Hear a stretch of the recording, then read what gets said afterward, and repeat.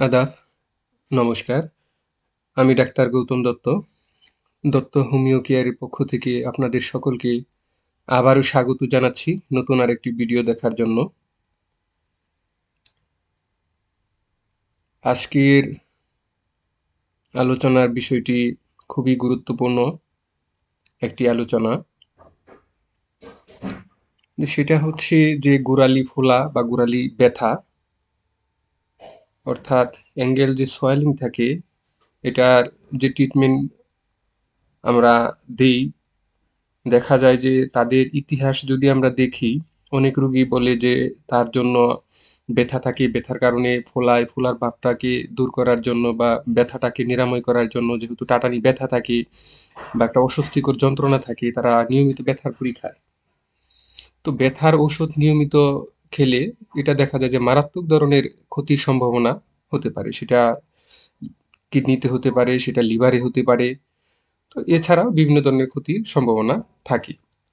তো ডাক্তারের পরামর্শ ছাড়া অবশ্যই আপনি কোনো ধরনের ব্যথার ঔষধ সেবন করবেন না। আর আমি বলবো যে এই হোমিওপ্যাথিতে যদি আপনি চিকিৎসা নেন, তাহলে আপনাকে কোনো ধরনের ব্যথার ওষুধ সেবন করতে হবে না। তাছাড়াই আপনার এই শোথ বা এই ধরনের ব্যথা 100% নিরাময় লাভ করবে, লাভ করতে পারবেন। তো এই গোড়ালি, যে পায়ের গোড়ালির যে ফোলা বা স্ফীতি, এটা আসলে রুগীর চলাফেরার জন্য খুবই একটা কষ্টকর একটা অবস্থা সৃষ্টি হয় বা কষ্টকর একটা অবস্থা।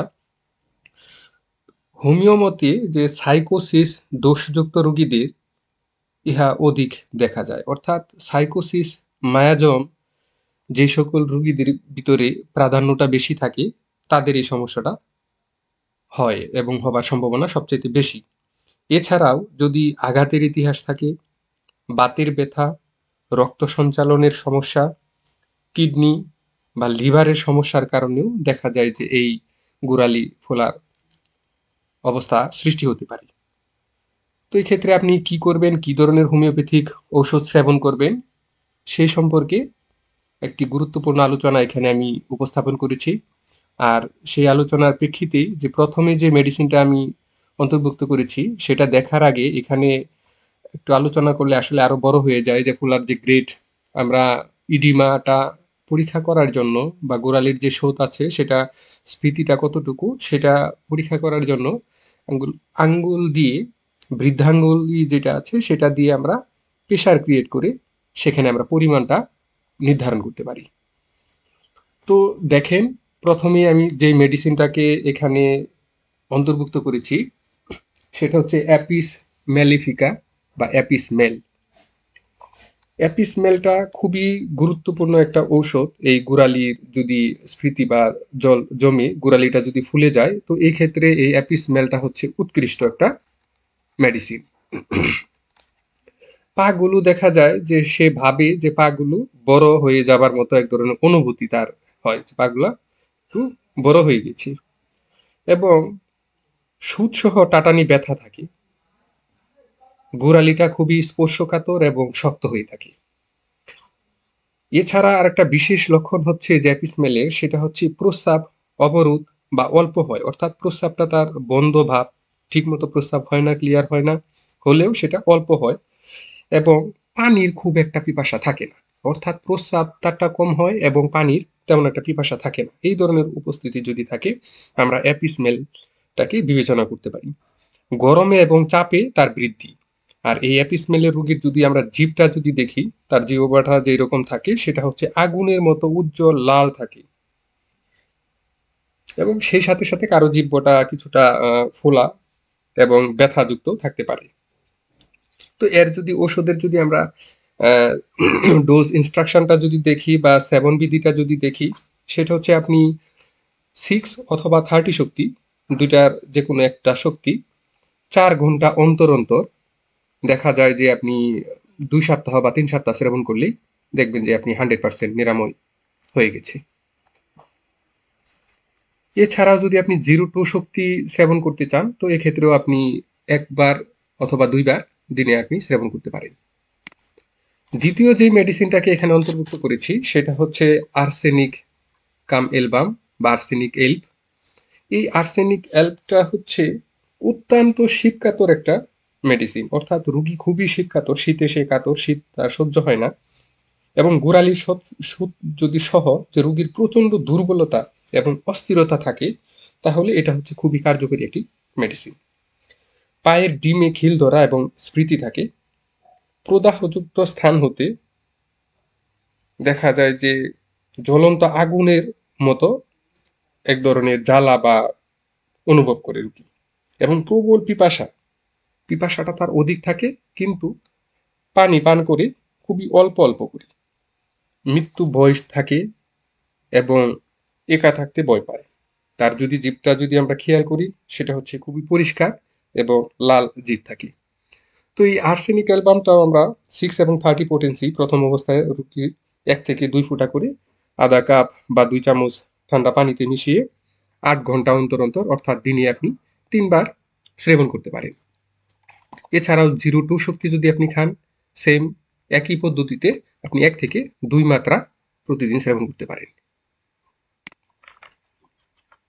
3 নাম্বার যে মেডিসিনটাকে এখানে আমি অন্তর্ভুক্ত করেছি সেটা হচ্ছে এসাফিটিডা। আর এই এসাফিটিডাটা মূলত দেখা যায় যে গোড়ালির স্প্রিট বা ব্যথা সহ যদি প্রস্রাবে দুর্গন্ধ থাকে, তো এই ক্ষেত্রে এটা হচ্ছে একটা বেস্ট মেডিসিন। অর্থাৎ প্রস্রাবের দুর্গন্ধ সহ যদি গোড়ালিতে তার স্মৃতি বা টাটানি ব্যথা থাকে, এটা হচ্ছে উত্তম মেডিসিন। এবং গোড়ালির স্মৃতির কারণে রোগী দেখা যায় যে চলাফেরা করতে পারে না, ক্যান নট ওয়াক।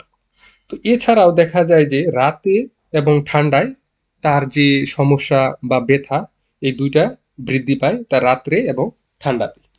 এই অ্যাসাফোটিডাটাও আপনি 6 অথবা 30 শক্তি আগের নিয়মেই 1 থেকে 2 ফোঁটা করে আধা কাপ ঠান্ডা পানিতে মিশিয়ে আপনি 6 ঘন্টা অন্তর অন্তর এটা খেতে পারেন। দিনে 3 থেকে 4 বার সেবন করতে পারেন।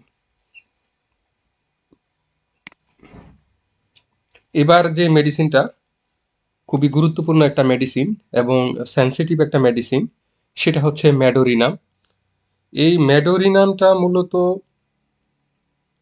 যে অতীতে যদি দেখা যায় যে কারো গনোরিয়া বা প্রমেহ দোষ ছিল বা এই ধরনের রোগে আক্রান্ত ছিল, এখন গোড়ালিতে অত্যন্ত স্পর্শকাতর ব্যথা সহ পায়ের তলায় টাটানি যদি ব্যথা থাকলে এটা হচ্ছে উৎকৃষ্ট মেডিসিন। পাগুলো ভীষণ ভারবোধ, হাঁটতে পারে না, পাদয় অস্থির, সকল সময় নাড়াতে থাকে। অর্থাৎ সে পা দুইটাকে কখনো স্থির রাখতে পারে না, সবসময় নাড়াতে থাকে। এবং হাতে পায়ে জ্বালা, দেখা যায় যে সেই জ্বালার কারণে পা গুলা সে কাপড়ে ঢেকে রাখতে পারে না। অর্থাৎ সে যদি কাঁথা বা লেপ দিয়ে রাখে, সেক্ষেত্রে পা গুলা বের করে রাখে, যেটা সালফারেরও আছে। তো ম্যাডোরিনামের ক্ষেত্রে এই লক্ষণটা আমরা দেখতে পাই। এবং অত্যাধিক ক্ষুধা এবং পিপাসা থাকে, এমনকি স্বপ্নেও সে দেখা যায় যে জল পান করে বা পানি পান করে। এবং তার যে রোগ লক্ষণগুলা যেটা থাকে, সেটা কখনো দেখা যায় যে না কেঁদে কোনো কথাই বলতে পারে না, এবং রোগের বিষয়ে ভাবলেই তার রোগ লক্ষণগুলা বৃদ্ধি পায়। এই ধরনের লক্ষণ যদি থাকে, তো এক্ষেত্রে ম্যাডোরিনামটা সেবন করতে পারেন। তো এই ম্যাডোরিনাম সেবন করার ক্ষেত্রে অবশ্যই বলবো যে আপনাদের একটা ডাক্তারের পরামর্শ নিয়ে এই ম্যাডোরিনামটা সেবন করবেন। এটা হচ্ছে একটা নসড ঔষধ। এটা অবশ্যই 200 শক্তির উপরে সেবন করতে হয়।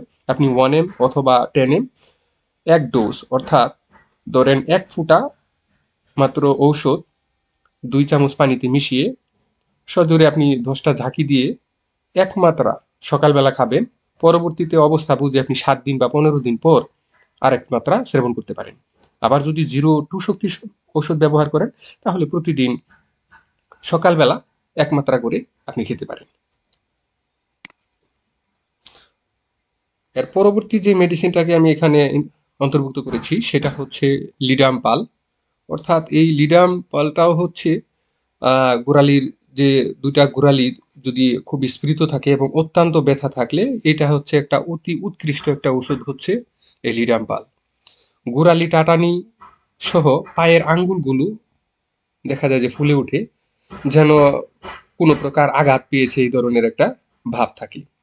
খুব কষ্ট করে মানে পায়ের উপর ভর দিয়ে হাঁটতে হয়, অর্থাৎ পা খুব একটা মাটিতে ফেলতে পারে না।